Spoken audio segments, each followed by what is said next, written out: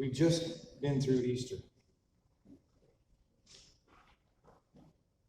2 other men, both thieves, were also led out with him to be executed. When they came to the place called the Skull, where they crucified him, along with the criminals, one on his right and the other on his left, Jesus said, "Father, forgive them. They know not what they do." And they divided up his clothes and cast lots. The people stood watching, and the rulers even sneered at him. They said, "He saved others, let him save himself. If he's Christ of God, then the chosen one, let him save himself." The soldiers also came up and mocked him, and they offered him wine vinegar and said, "If you're the king of Jews, save yourself." There was written a notice above him which reads, "This is the King of the Jews." One of the criminals who hung there hurled insults at him. "Aren't you the Christ? Save yourself and us." But the other criminal rebuked him and said, "Don't you fear God? Since we are under the same sentence, we're here. We are punished justly, for we are getting what our deeds deserve. But this man has done nothing wrong." Then he said to Jesus, "Remember me when you come into the kingdom." And Jesus answered him, "I tell you the truth. Today you will be with me in paradise." 2 separate sides there. One side was mocking our Lord. He was mocking our Lord. The other thief realized that was the king. And he asked him, and we did the same thing. Thank God for his grace, because we're not guilty of our deeds. His grace is sufficient for a sinner like me. Amen. 2 ways to look at life.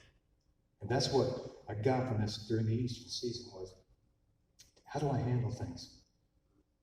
Do I handle them like the thief that mocked and hurled and worldly stuff? Or do I say, "Lord, I need help"? Because he'll be there. Then over in 2 Peter, it says, "For this very reason, make every effort to add to your faith goodness." And I think what I'll do, I've never done this. When I say add to your faith goodness, I'd like you to repeat goodness so that it gets into my mind when I hear you say it. For this very reason, make every effort to add to your faith goodness. Goodness. And to goodness, knowledge. And to knowledge, self-control. Self-control. And self-control, perseverance. Perseverance. And to perseverance, godliness. Godliness. And to godliness, brotherly kindness. Brotherly kindness. Say it again, brotherly kindness. Brotherly kindness. And to brotherly kindness, what? Love.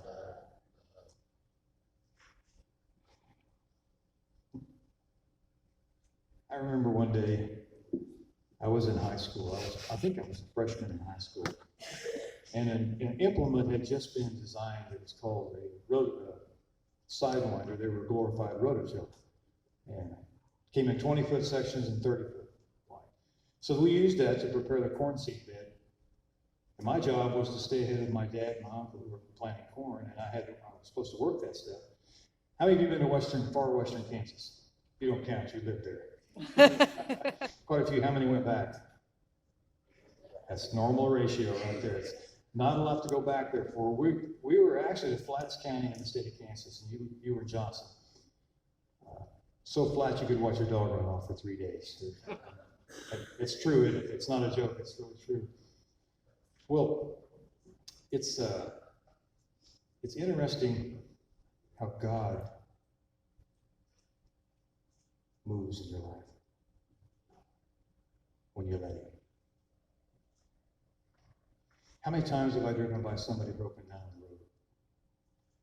And the times that I have stopped, sometimes it's like 10 miles down the road, my wife will say, "Is there a reason you didn't stop to help that person changing that tire?" So I'll whip it around and I'll go back. Because I fail sometimes. I don't. But she is a godsend to me. Because she, when I need to hear stuff, like this morning, I need to hear it. A lot of times it comes from her. Brotherly kindness. What kind of kindness did Christ show on that cross to that thief For 17 years in Colorado, West Cliff, Colorado, I would play there, and there's a group of people who have a ministry, a prison ministry, in the state penitentiary of Colorado. And they had asked me, Barry, you're here, we see you're going to be here in town. Can you come with us Wednesday night and do the service for us in the prison? You know what, man? Here's what I said. The best thing that a Christian can tell him when he really doesn't want to do it, when he's telling God no, when he's arguing with God saying, Lord, I don't have any business in there. I don't even want to go in there. I said, you know what? I'll pray about that. And how many of you think I prayed about that? Yeah, I did not, because I was actually ignorant. In my mind, you did the crime, you do the time, we put you in there, and you're out of sight and out of mind. And so, for a number of years that would go on, about 6 or 7 more years, I ran out of excuses.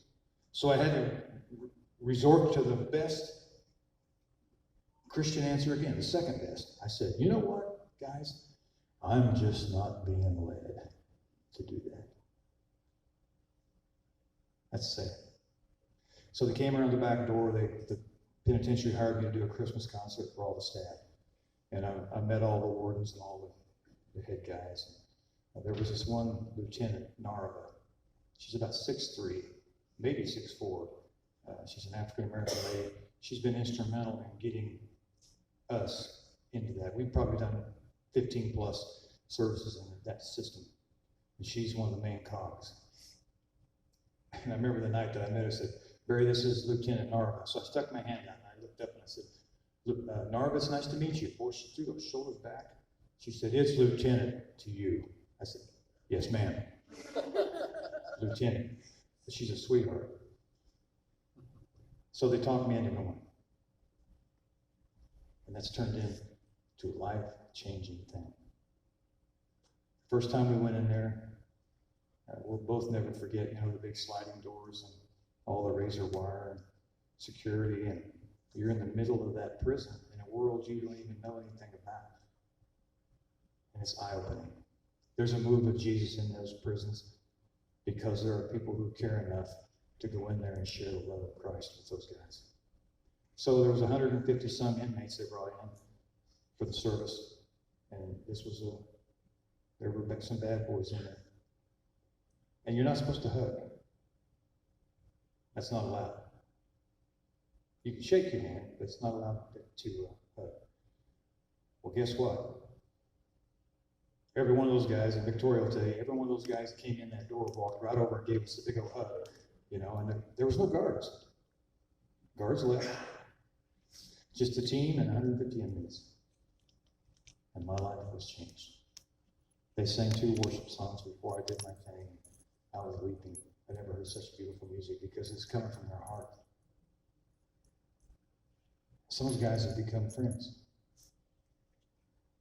But the thing I want you to think about this morning is what God spoke to me. We're leaving. It's all over with. That last door slams behind you. We're in the parking lot. And I don't know what you believe, but it was crystal clear to me that God said to me, I died every bit as much for those guys as I did you. You see, I guess I thought the other way. But he said, I died as much for them. Just because they're inside of a fenced-in area, they have a soul. And cancer kids. You see, what I'm setting up is a pattern of me failing, of me saying no to God, because I was afraid of what might be changing in my life, and it's something I was not comfortable with. And I heard somebody this morning say, I'm not comfortable being in here.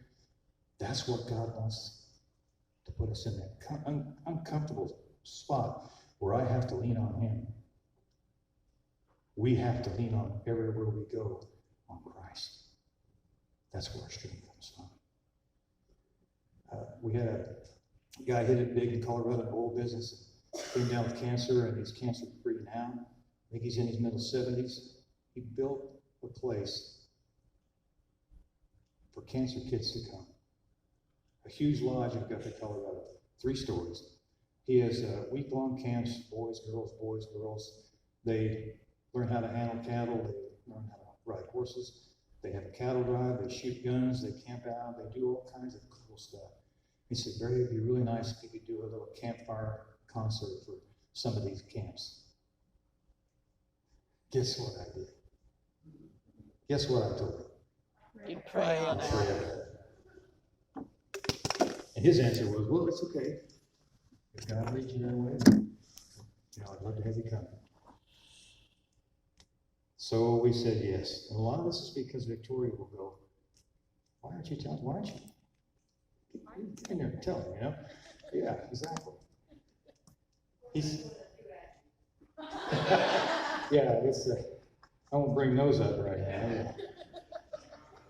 I married Miss Wright, by the way. I just didn't know her first name was Always, but it didn't take long to figure that out. So he took me up, the first time I was there, he took me up on the top, the highest point. He bought 320 acres of mountain country in Colorado. Took me up there on four-wheelers, and he shut his four-wheeler off. And he said, you don't think I'm a spiritual guy, do you? I said, Tom, that's between you and God. He said, well, I'm going to tell you, I'm not. But he said, I rode my four-wheeler up here after I bought this property, and he said it was crystal clear. But God said to me, this is what I want you to build. And so he's been doing this around, 8 or 9, 10 years. But the first night I was there, it rained, and it's a God thing all the way. So they moved us inside into the big great room, and they made a circle of couches, and these kids are from 5 to 16, 17, and they have to be going through current treatments for cancer. They fly them in from all over the United States. Into Denver, they get in a limo, and they bring them out there, and they get to be kids for a week. There's no treatments.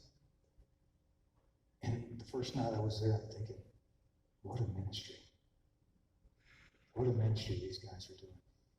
And so I don't know why I did it. God said, sing God Bless America for a bunch of little kids. I'm thinking to God, here I go, God, why would you want me to sing that? So I sang 2 or 3 more songs, and all of a sudden it was so strong, I thought, okay, there's a reason. I started singing it, and this beautiful, long blonde-haired young lady kind of sitting by me, and I heard her singing, and I said, why don't you stand up and sing for us, because your voice is beautiful. She said, well, I really don't know all the words.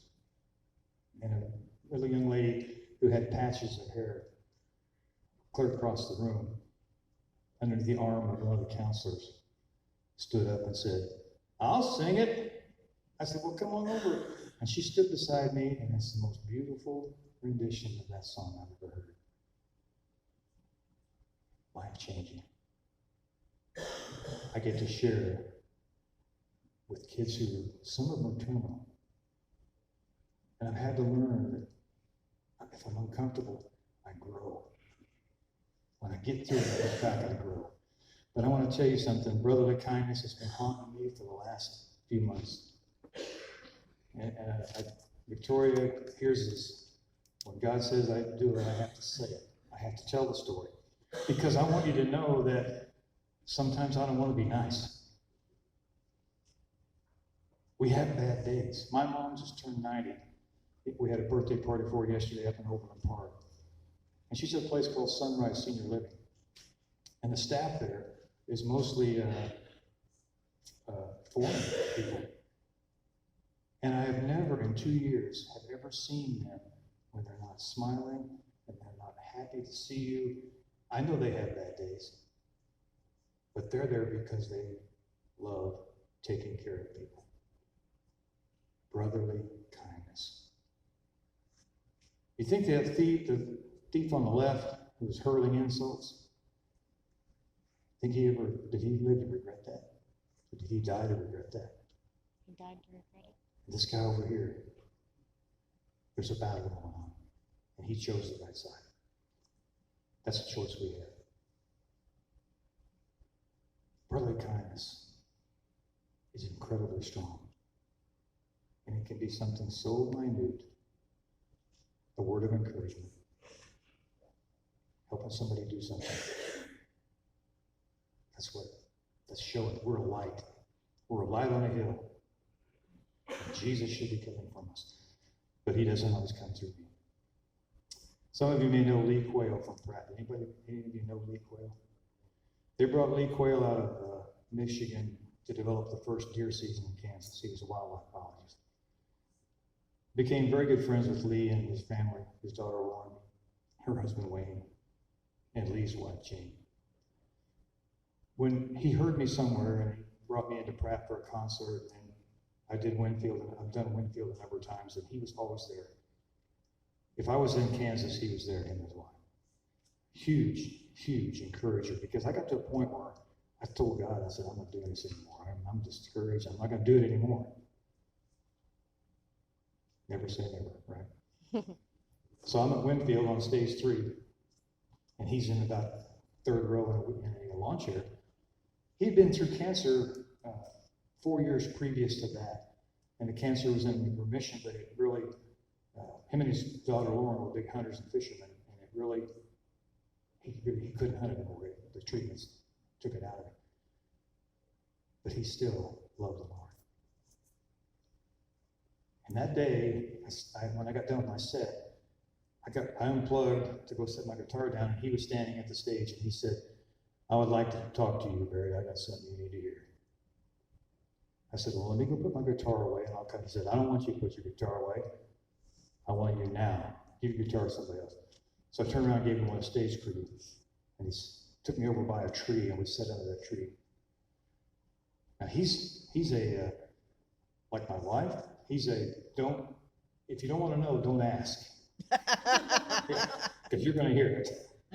And he was stern-faced. There was no smiling. There was no joking. He said, I want to talk to you about blah, blah. And I said, well, what do you want to talk to me? He said, don't talk. You let me talk this morning. And I so appreciate his boldness. But yet it was brotherly kindness. He said, now, I've been watching you for a number of years now. And I want to tell you something. You know what I saw on stage today?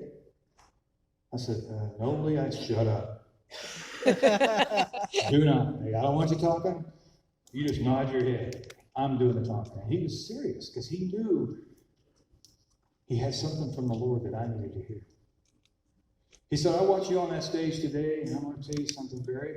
You know what I saw? You're running as fast as you can from God. I said, well, where would you think that? I said, don't talk.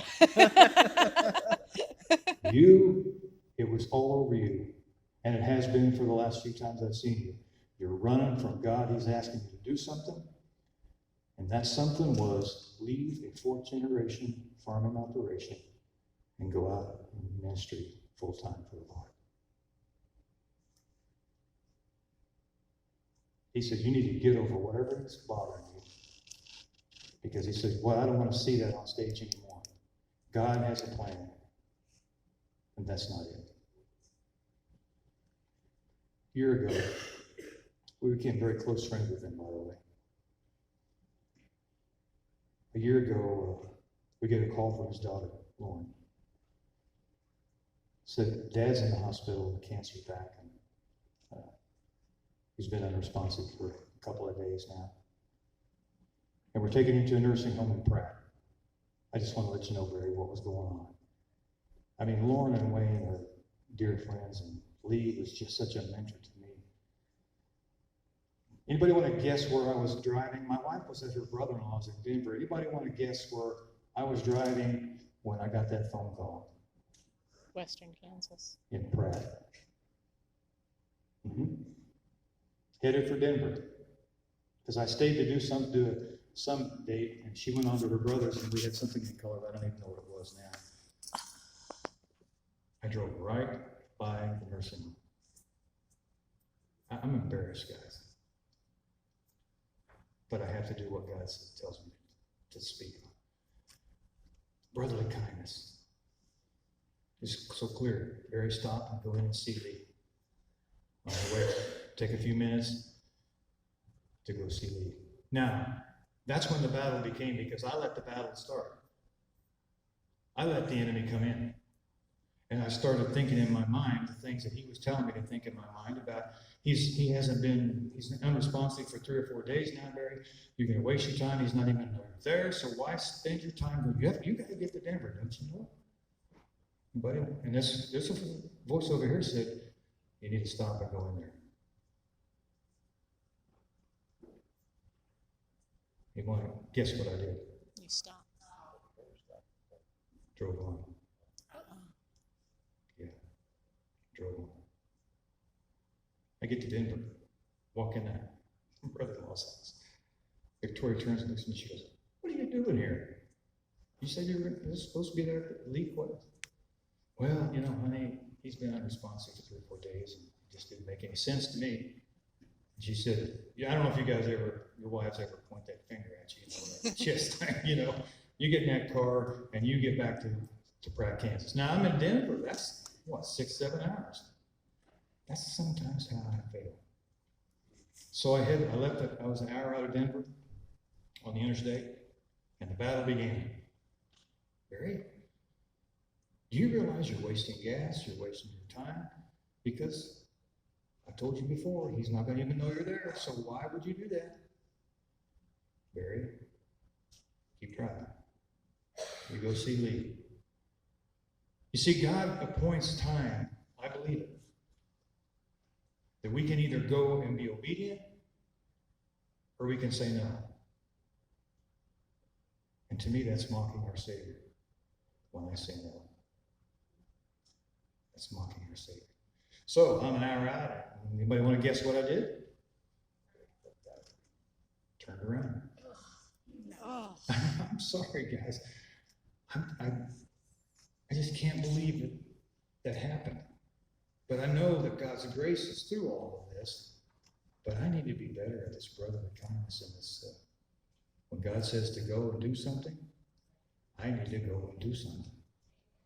It may look crazy in the eyes of me, but it's wisdom sometimes in Him, because it's Him working. So I turn around, I go back, and this time my wife was not nearly as nice, and there were a few adjectives in there that we can't talk about here today. And she said, "You get your butt in that car, and I don't want to see you until you've been to Lee." Okay, so I drove back to Pratt. Of course, I walked in, and his wife, Jane, didn't say hi, "Hey, Barry," nothing. She said, "Where's your guitar?" Uh-oh. Yeah. See, Lee, that night under that day under that tree, gave me an envelope. And in that envelope was his funeral plans. The songs he wanted me to sing, the verses that he wanted me to do. He said, "When my time comes, I want you to do this. And I want you to sing, 'I'm Not a Brother.'" Because he's a veteran. Oh, I said, "Well, Lee, that's going I may go before you." I said, "Quit talking." Yeah, that was back in that tree. So she said, "Go get your guitar." So I went and got my guitar, and they set me down in a chair right beside Lee, leaving, unresponsive now. I think it was 4 days, no response.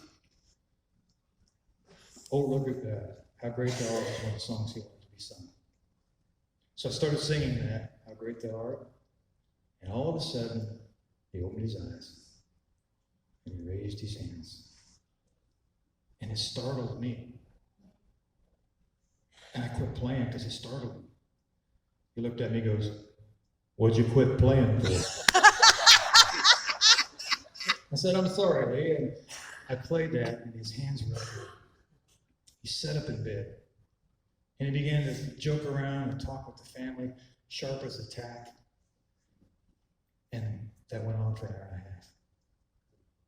The family and him sharing, and I sat over in a chair in the corner. I got to watch what God was doing in their family. See, it wasn't me, but God wanted me a piece of that. I had a job I didn't hate that He was asking me to do. What if I would have not done that? Because he passed away the next day. Lauren ran me down as I got in her vehicle. She ran me down and said, "Barry, I can't thank you for what you did today, blah, blah, blah." I said, "Lauren, stop." And they just found out this story of what it took to get me there not long ago. And Lee told me something under that tree that nobody will ever know but me. but it changed me. So in the corner of that room, I'm watching them going on. They're just having a wonderful family time. And when she said thank you, I said, listen, that was all of the Lord. It's not me. And I knew it was time for me to go.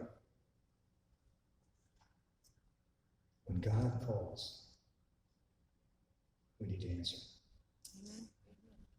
When he says, go to Pratt, Kansas, but you know what? It'd have been so much easier the first time when I was driving right by there if I would just went in there, right? I'm stubborn. So that's why that scripture that God gave me has been on my mind about the two thieves, how each one of them handled it totally different. There's a right way to handle things and a wrong way to handle things. He wants us obeying what he asks us to do. And I'm telling you, thank you for allowing me to be here. I know the Lord is working in here.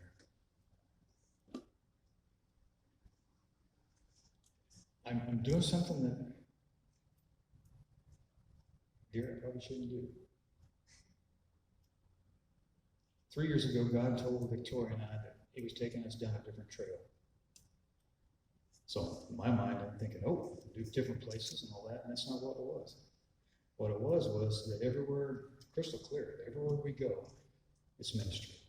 I don't care if it's a secular place, it's ministry. And he always opens the door. He's never failed to do that.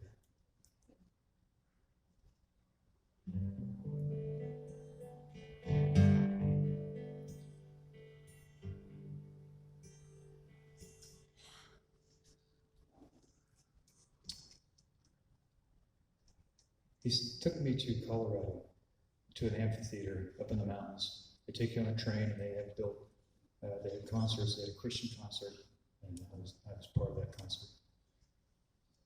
He asked, it's crystal clear that I'm supposed to sing the song that he wants me to close with everywhere I go until I hear different, and I haven't heard different song you all know. But a lady caught me, I'm up there singing, and a lady caught me as I came off, because I was not going to sing that song at that particular place because it was an Americana music festival. Nothing gospel about it. But God said, you're going to sing that song. I want you to close it. And I finally did. And this lady headed me off and she said, thank you for singing that last song. It really touched me. I said, well, that's a God thing. And she said, thank you for honoring our boys and girls who are military. I appreciate that. Iraq, thank you. Germany, thank you. It spans generations. She said, my boy, you need to know something, my boy was Special Forces in Iraq. And this is the story she told me. They were on a mission in some kind of a civilian vehicle. It was obviously an undercover thing. And they turned the radio on, and the radio station there in Afghanistan, I don't know how it worked, was playing this song. And she said, he called, he got me on my phone. He told Mom, you're not going to believe what they're playing over here in Afghanistan. Held it up to the speaker in that vehicle, and they listened to this song, and months later, roadside bomb went off and killed me. And she said, don't you ever stop singing that song, because it means too much to people like me. So I was headed down a different direction, and God said, no, you're not.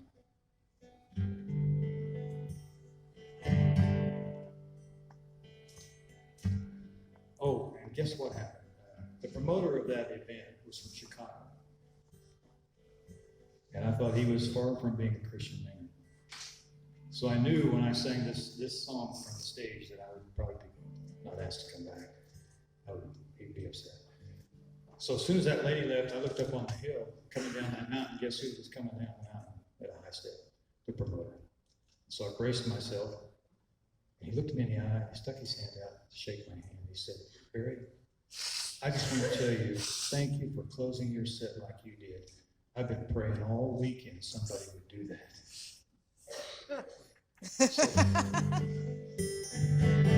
Oh Lord, my God, I awesome wonder consider worlds thy hands made. I can see the stars, I hear the rolling thunder, thy power throughout the universe display. Sing it with me, would you? Then sings my soul, my Savior God, to thee. How great thou art, how great thou art.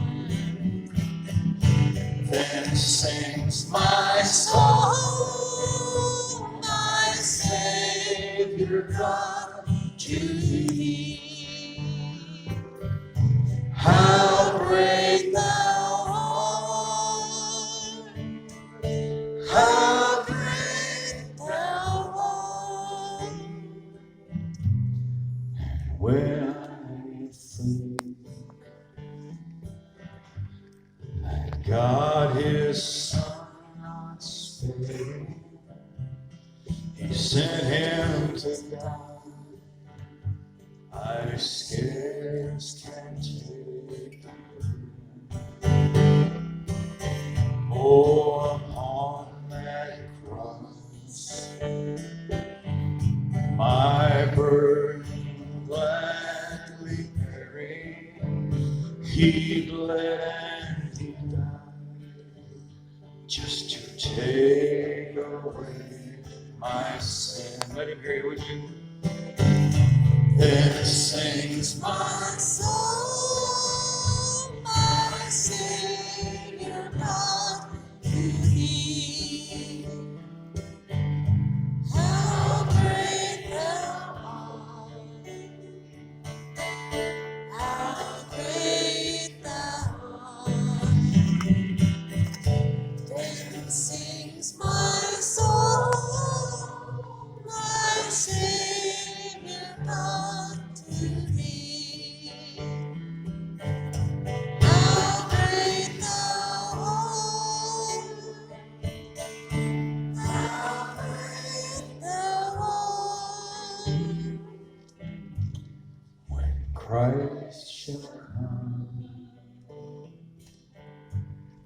a shout of acclamation, and he takes me home, what joy shall fill my heart.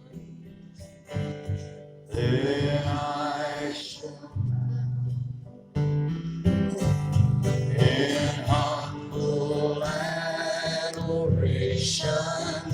and there proclaim, oh my God, how great thou art. Then sings my soul, my Savior God, to thee. How great thou art, how great thou art.